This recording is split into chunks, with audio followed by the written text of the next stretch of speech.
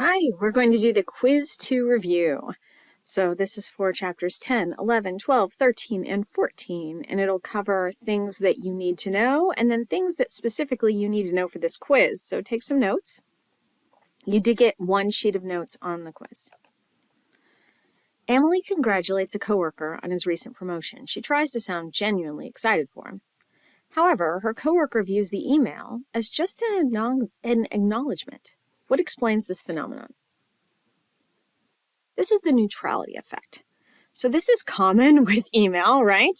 When people read an email that you've tried to make positive, they will often read it as neutral. And then you have a negativity effect or negativity bias when they read something that's intended to be neutral and they read it as negative. This is common in email, so just be aware. You really want to be careful about tone in email. So let's plunge into chapter 10 and talk a little bit more about email. Sam wants to send a statistical report that is 100 pages long to her work team. Sending it as an email attachment is an efficient way to do this. True or false? False. It's not an efficient way to do this. When you have a really large attachment that has, maybe 10 megabytes, you probably want to put it in Box or whatever your company's equivalent of Box is, and then include a link directly to that. So send people a message, say it's available, and send them a link to that. You don't want to clog up their inbox, particularly if they're using their phones with that huge report. Regularly praising employees helps boost morale, engagement, and productivity. True or false? True. So people need more positive reinforcement than negative reinforcement. So be aware that this is part of being a good leader and a good coworker. Tell other people what they're doing well, and then that usually lets them be more responsive when you have an issue. So email itself, what should it look like? What should it be like? Well, the most important aspect of email is what we see first, which is that subject line. So how do you alert people as to the purpose of the email? With the keywords in the subject line. So the subject line is never a sentence, right? It should convey the reason for the message, framing it much like a news article would frame it, thinking about why that person needs to know and what they will find most compelling about the email. If there's a response needed, include that in your subject line. The salutation, that's where you indicate who's supposed to get the message, and it establishes the relationship you have with that person. Is a salutation important? Yes, it's critically important to morale and just making sure that your message is heard and seen by the correct person. So decide the formality. Is this a dear situation? How do you respond? And is this the best person to receive the message? Format. We use block paragraphs in modern business. That means you don't indent. So no first line indentations. Why? Email looks really weird on a phone when you have an indented first line, right? Particularly when it goes through multiple servers that also mess with the formatting. So just stick with block paragraphs and put a space between each paragraph. That will preserve the formatting in the best way possible as your email bounces around servers around the world, essentially. Keep a simple format, keep a clean format with that hard left aligned line without the indentations. That is what I expect from you in all of your business documents. Block format. Organization. Most emails use direct organization, direct format. That means that you'll have a salutation with, keywords for the email, and you'll have buffers. Hey, how are you doing? It was great to see you. Those are examples of buffers. You always want to have those. They soften the impact, make you seem more real, and establish that relationship better. And then you will, in a direct message, tell the person the reason for the message. I need you to do this. We need to change this process. In most messages, that's fine. However, in a few messages, you will want to use the indirect format. When do you use that? When your audience is reluctant. They don't want to do what you want them to do necessarily. They may not see it as a good idea. They may not understand the reasoning. So in that case, what happens? rather than have the salutation and then the buffers and then the purpose of the email, you would have the salutation, the buffers, and the reasons for your decision or the purpose of the email. So you might say, we've sold fewer widgets lately, and give some numbers, and then have, therefore, we're going to do this with the widgets. So then you would lead into the decision made based on those reasons. So that's the big difference between direct and indirect. Where do you put the reasons? When you put the reasons first before what you're going to do with a purpose, that's an indirect format, an indirect organization. Then we have our closing and signature block. So your closing, decide if it's appropriate. Probably in a work format, you're never going to have hugs and kisses. If you're not British, you're not going to have cheers. So how do you sign off? I usually have a closing that is appropriate to the purpose of the message.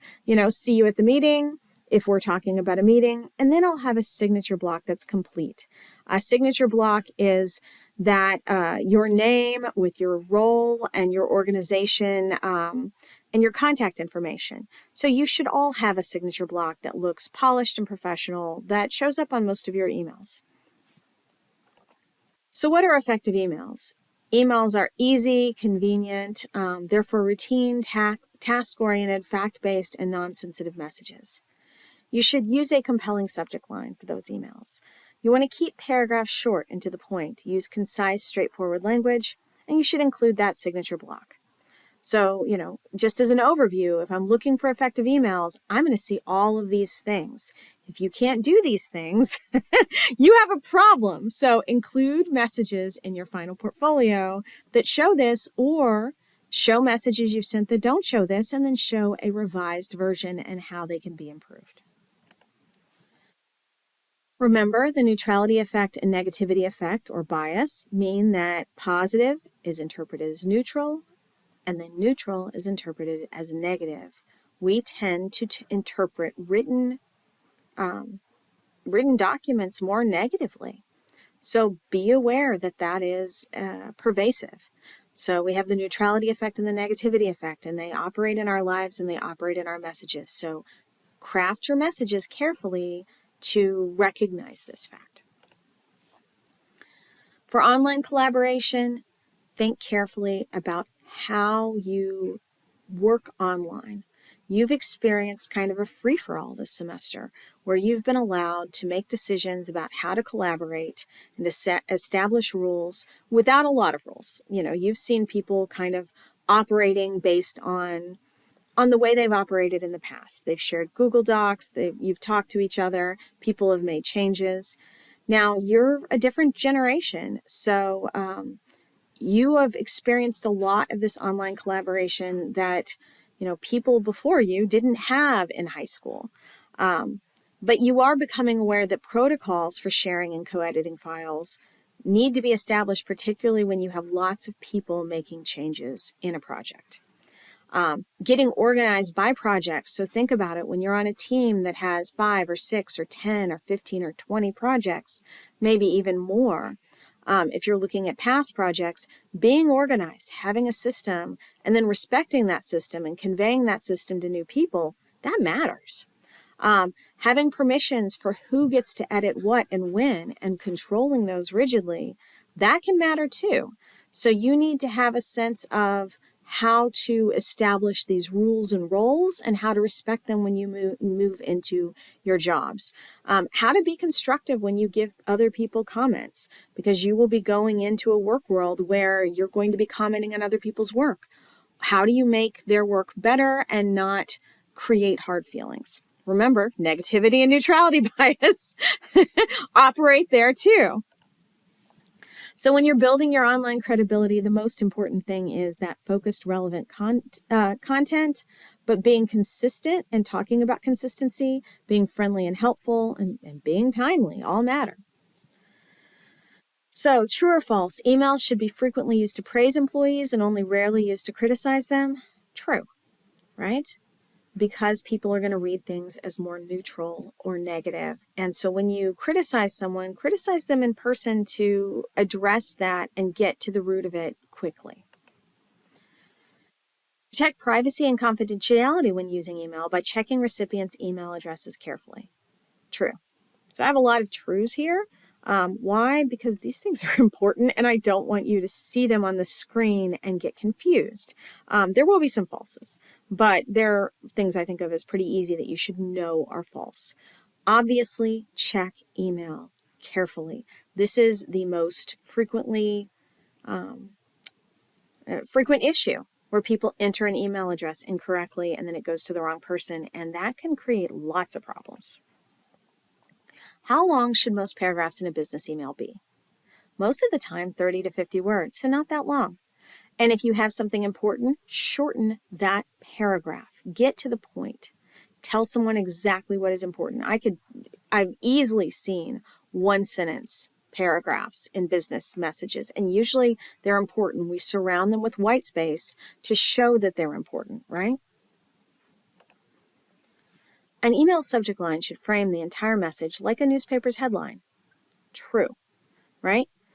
Think about your reader and why they care, and then just like a newspaper, create a headline that will get them to read that message and pay attention to what's relevant. An email message should give an opinion like a newspaper editorial. False. We've gone over how an email should function and should be fact-based, right? Base it on what you've seen. Now, does everybody do this all the time? No. But, non-sensitive, fact-based emails are not newspaper editorials that emphasize opinions. When you compose an important email, compose in a word processing program first. True. As much as you can, compose in a word processing program and try not to hit reply all or have a message in reply all that you might accidentally send before you're ready. So be careful. True or false? The best way to improve a discussion forum post is to build on ideas that others have already posted. True. So when you reach our discussion on these presentations that are coming up, if 3 other people have already posted, before you post your response, read their posts. What have they said about this particular person? If they have replies, read those and then build on them. Say, just like so-and-so and so-and-so said, I noticed this. Here's a detail that they didn't talk about that also plays a role. And let me tell you what I liked about it and then what could be maybe a little bit better. In a discussion forum, acknowledge the merits of someone's argument before thoughtfully disagreeing. True. So remember, you've read all the responses. Talk about someone's argument. If you see a response where someone's giving advice to the team based on their presentation and you disagree, say, hey, I can see what they mean by this. However, I think that the way it's phrased doesn't emphasize the things you did do well. This team did do well, and then talk about that. So, we're going to pretend to be adults. I think we are adults, but we're going to pretend to be like civilized adults. And this is how we act when we thoughtfully disagree. Now the media doesn't always do this. The world doesn't do this, but we're going to do this. Chapter 11. So your presentation goals are to inform the audience, persuade, introduce a person, or special occasion speeches. Those are most times when you stand up and talk to people. Right? You're going to tell them, you're going to persuade or sell them and try to change their behavior. You're going to say, hey, I want to tell you about this new person, or you're going to celebrate some sort of special occasion. That's what most of us do. That's most situations. So what are examples of those special occasion speeches? Eulogies, toasts, speech of recognition, a speech of dedication, like dedicating a building, a speech of commemoration, right? We all have these moments where we are asked to speak as we become more important figures in a community or play a bigger role in projects. So what is the correct topic to speak about? Well, it needs to be something that you can deliver on, that you can talk about. It needs to affect your audience, and it needs to be important given the situation. So you have a narrow area where all 3 of these, as in this Venn diagram, overlap, right? Think about that and think about what you're capable of doing with that audience in that situation. And that is your topic. So this is colored purple because I think it's the most important point that we're going to make in this review.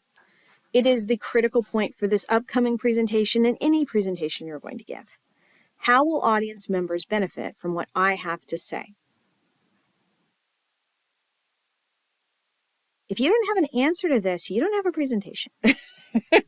So this is part of your attention getter. This is part of what you bring them back to over and over in your speech. Here is the benefit for you, right? Here is the opportunity for you. And then you come back to it at the end. What compels them? What is exciting to them about this? What might they not know?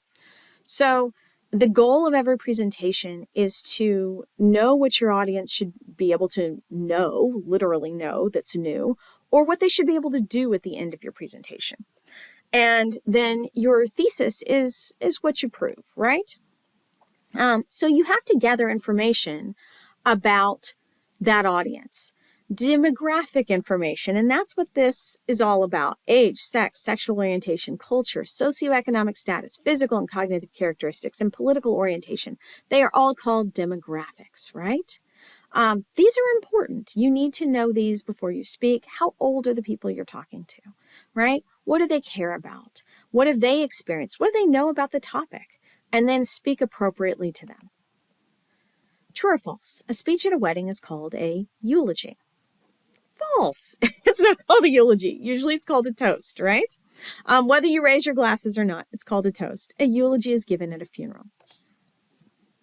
True or false? When you desensitize yourself to public speaking by giving multiple speeches, each speech becomes a little easier. That's true. So you should go through a process where you speak frequently, over and over, in class, out of class, in organizations, with friends, to small groups, to large groups.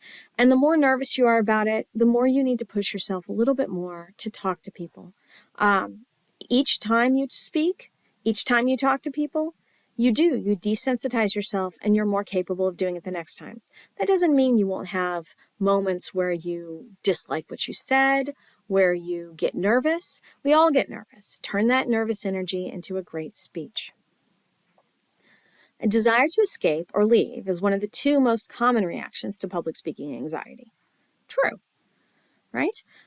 People just sometimes want to shut down and not do something. So sticking around, standing up, doing it, even when you don't feel in the mood, even when it's not what you want to do, that is a triumph, right? That is a win. People like to avoid situations that make them feel uncomfortable. And so you do have to work on that to not feel uncomfortable. Telling people the agenda, what you will cover and value in the speech, alerts people about what to listen for. True. So you need to always have some sort of agenda when you are giving a longer speech so that people understand what matters. Chapter 12. As I mentioned earlier, the purpose is what you want people to know and or be able to do at the end of your speech. Your thesis is what you're going to prove. So having two of these, your purpose and your thesis, and knowing them both can really affect how well you deliver a speech. Now, how are they different? A purpose might be, for example, that you want people to know more about your candidate and go vote for that candidate. So we're facing an election, maybe that's your purpose. Your thesis statement, however, might be you proving that that candidate is the best choice for your audience, based on their demographics maybe, who they are, where they live, how much money they make, what their jobs are. So the purpose and the thesis can be very different and probably should be different, right? And knowing them both, know what your call to action is. If you want people to do something, know what that is and be able to communicate that. So what are your main points in organizational patterns? Knowing your organization gives your audience a sense of how everything is related and lets you transition from one point to the next. So A topic pattern is when you've decided, okay, what are the categories I'm going to talk about? And then you can give your audience a sense of this. I'm going to talk about these three things. Time pattern. Maybe you're going to talk about chronologically. Let's say for your career path speeches, you're going to talk about people and their like entry-level job titles. And then you're going to go through time and talk about paths to different jobs and maybe what typical jobs are, let's say in accounting, when you have 10 to 15 years of experience, right? What jobs do people tend to have then? And then what about 20 or 30 years of experience? What if I want to end up in the C-suite? What does that look like if I have an accounting major, right? So that might be a time pattern. I start at the beginning. Here you are now graduating. What is that first step? And then I go out 20 or 30 years in the future and say, let's walk through these steps and see where we might end up. Space pattern is usually a geographic point. So maybe you talk about how different physical or geographic areas are related. For our purpose, maybe you want to work in New York or LA. You might talk about differences between DFW and these other areas and kind of show, does that career field work differently in different areas? Most of you will take a cause and effect or problem solution pattern. That is so compelling and persuasive for a business audience. So cause and effect, problem solution, you say, here's where you are. And then here is the effect. If you have 2 internships, then usually you can turn that into this. Right? If you want to get into international banking, for example, for problem solution, the problem is you have to know people to get into international banking. Well, how do you solve that problem? And then you would go through ways to solve the problem and then where that might go. So know these organizational patterns and be able to identify them to your audience. You aren't a mystery. Don't be a mystery. Tell them where you're going. Tell them why it's important. Tell them how you're solving problems and then solve them. So what happens with the introductions and conclusions? Well, primacy and recency mean that people remember most what they see first for primacy, and then they remember also what they saw last, and the middle tends to fade away. So you have to make sure for any great speech that you capture audience attention, build credibility, and preview your main points. Get them while people are paying attention. Add in some humor, add in some shock value, add some emotion, and then people remember it even better. Any type of heightened emotion helps people remember a message. And then at the end, summarize your key ideas. Maybe that's tips, maybe that's some other thing. And then create a memorable moment at the very end so people can pause and remember what you said. For building credibility, you want to highlight wisdom, virtue, goodwill, and have a credible delivery. So these are all things that we tend to do. We tend to do them with the people around us to build our own credibility.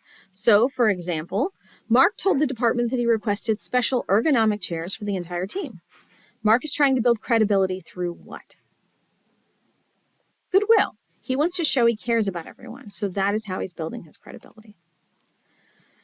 So remember the functions of conclusion.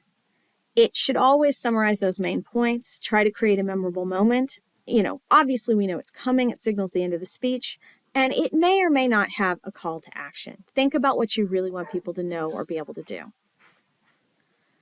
What role do transitions take? They connect points, guide your audience, preview and summarize, and signpost importance. Now, you can have verbal and nonverbal transitions. So think about your own movement, body movement, gestures, etc. Can body movement be a nonverbal transition? True. So all of these things can really create great transitions that help people move through your speech. The longer it gets, the more you should do them, right? And be strategic. True or false? Repeat your thesis statement at the end of a presentation to drive home the message. True. If you deliver a speech online that you previously delivered in person, what needs to change? Your gestures, your body movement. Bring it in, make it smaller, make it less, right? So those gestures need to change. John stares at the floor while delivering a speech. What would explain this behavior? John's probably nervous. This is common. Avoiding eye contact is common when you get nervous. I need you to do it. I need you to do it anyway. And if you can't look at people's eyes, and I don't even advise you to look directly into their eyes, look right over their heads and scan the room from left to right, right to left, look over their heads and look like you're looking around, okay? This makes you much more open. This makes you a better speaker. Chapter 13. So let's talk about types of supporting material.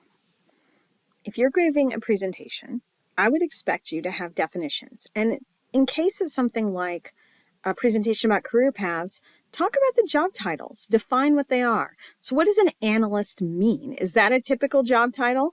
What are the job titles for this particular type of job? And what do they sound like? What does it sound like when you move up one? Is that an analyst two? Do you then become a manager? Is there a side, a sidebar that someone could pursue that's a different type of title that is common in the department? If you're a generalist in HR, how is that different from being a recruiter? Which one is typically better rewarded? Do you then need to become a manager in order to move up? So know the definitions aren't just the standard definitions of words or terms. They should include things that are typical in that field that we don't understand, that we don't know. They may sound like things we should know, but we might not really understand how they relate to each other. Give examples. Everyone should have an example. Talk about it. Statistics. For example, the career paths presentation, you've done interviews. Now double check this, the material that you've gotten from people in the field against real statistics for 2023, 2024, since that's when I'm recording this. And so in the future, make sure they're current if this is about something that requires it to be current. You should have quotations and talk about who the person is that you're quoting and why they would be a recognized expert. And if someone, if you have a good story, of course, if you've read it or heard it from someone else, give them attribution, but tell the stories. People love storytelling and narratives. They make a situation easier to remember. So when you're evaluating supporting material, you want to know that you have a credible source, an objective source, a source that can be trusted, right? And for some topics, that means it has to be current. Now, not necessarily for all topics. If you have a topic with slowly changing facts, like a historical event, then you wouldn't necessarily need the most current source. But for something like jobs, you need something recent, right? You can't go back to 2017, 2019, 2020, 2021 even. Life has changed since then. So when you're evaluating whether something is objective or not, really think about the reasons that a source would share information. Who are they? Are they well known? Do they have anything at stake? What happens if they're wrong? So, do they lose face by being wrong? Are they in themselves invested in being objective, right? In having standards, in following processes that we can understand that attempt to mitigate their own biases, right? The more sure you are that someone is being careful like this, the better the source is, particularly if it's a rigorous source in that field. So, true or false, having current sources is critically important when we examine historical events like the Great Depression. False. There are not rapidly changing facts about when the Great Depression was and what happened then. I could quote a source from the 1950s or 70s or 80s or the time itself, and that would be very important, right? That would still be highly relevant to the topic.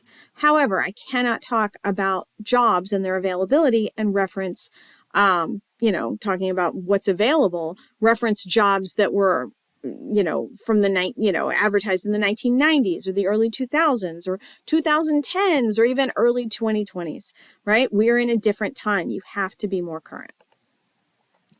True or false? A company-sponsored research study can offer objective proof that cigarettes do not cause lung cancer. False. You can't be objective if you are funding a study looking for particular results, right? So we have a problem. We have to consider whether there is bias in who is doing this. What do they have invested? True or false? Graphic slides enhance a presentation. True, right? You don't necessarily want text-heavy slides that people have to read. You want slides with graphic elements with just a few words that keep people on track and show them the most important, most valuable part of the presentation for themselves, right? That's why the slides right now are presented this way, because I want you to have all that white space and focus on the statement itself, because I think that's going to help you on the review quiz. Where do you look during a virtual presentation? So if it's an online presentation, you look at the camera, right? And that's been a challenge for many of you with these interviews. You've discovered that it is hard to figure out where the camera is and how to make good eye contact with it. True or false? Technology tends to work well during presentations. False. You should always have a backup plan. You have to have a backup plan. That is critical. So if you are giving a presentation, you are expected to go check out the technology before you begin. Make sure everything works. Make sure your slides look the way they're supposed to look. Make sure your video has the correct volume and that it'll actually play, because you cannot count on things working, and if they don't, you need to have another plan. 14. So there are a lot of delivery styles that you are working on that you probably learned about in various classes. Maybe you took a speech class and you worked on your ability to give speeches. Well, there are different types of speeches, all of which you, in your role, in your job, will have to give. So an impromptu speech is a spur-of-the-moment speech. You're at an important event, someone asks you to talk. First, embrace the nervousness. People love it when when you have that adrenaline, when you have that obvious emotion. So embrace it. It makes what you have to say more powerful. If you choke up, that's fine. In fact, they've done studies where they've looked at people who trip on their way to give a speech and kind of laugh it off and are a little embarrassed. And the speech actually goes better, and the audience rated them more highly on effectiveness. People like it when they can empathize with you, and they like it when they see your real emotions. So embrace it. It makes for a better speech. It's just fine. Identify 3 key points. You always want to have 3 key points because those are easy to remember, and they feel well-rounded, and they're just enough for your audience to remember too. And then just like with those forums, build on what other people have said. So if other people have talked about something, refer to them by name or by group number, for example, if you have a lot of presentations, and say, as 3 other groups have said, this is a common job title for, entry level. However, we're going to break it down a little bit further and talk about how it plays, how these job titles play a role in cybersecurity and where you can go with your career with this job title in cybersecurity. So build on what they've said. Have a dialogue. Right? We are people. We get to stay people, and we get to talk to each other like human beings and not like robots who act like nothing has happened in that room until we stood up. So impromptu is spur of the moment, you didn't plan. Extemporaneous is where you try to look a bit like you didn't plan, but you have a chance to plan, right? It is a natural conversational manner. It's a dialogue. You want to give the impression that you're simply talking with your listeners. This is where I want you to go with your speeches. So maintain eye contact, use gestures, pause naturally, and respond organically. Forgo the notes, right? Forgo your note cards. Try to focus on giving a speech where you talk to people. And that does mean that you practice, but you don't memorize, right? So memorized speeches, they can be very different. They don't necessarily require as much energy, but you have to really plan ahead and know what you're going to say to avoid notes and to have verbal control. And be aware that the problem I see with memorized speeches is, particularly for so many of you that are perfectionists, you tend to get hung up on a word or words, and if you don't deliver everything perfectly, you crumble, right? The whole thing becomes worthless, at least to you in that moment. Uh-oh, I missed a bullet. Now I can't go on, right? That is not the nature of jobs or reality or talking to people. So my advice is that most of the time you're not going to memorize your speeches, right? You are going to practice them enough, and then you're going to hit your major points and you're going to feel proud of it. And if you forgot something and remember later, you'll circle back around and say, hey, and actually, let me talk about this last thing. So what is the goal of extemporaneous speakers? They want to speak naturally, right? They want to look natural. They want to have a conversation. And that is the end. I appreciate you so much, and I hope that you have a great day. The purpose of these quizzes is not to make you suffer, but it's to give you a lot of background information and a sense of why we're doing what we're doing and the answers to common questions, right? Because most of what we're doing in class is helping you build habits and thought processes so that in the future, you will recognize that, getting a job is a job, and that being in a position requires you to take extra steps to protect yourself and the people around you, and to look ahead and foresee that, everything's going to go wrong. How can I plan and tell other people about my plan to minimize the damage and to have processes in place so that we function better and we all come through it as a team and there's less stress and less craziness, okay? That's what we're here for. Business communication is not just about the communication, but about the thought processes that get you to success and that keep you on that road so that people trust you and you can do good work and you can like where you work. Y'all have a great day.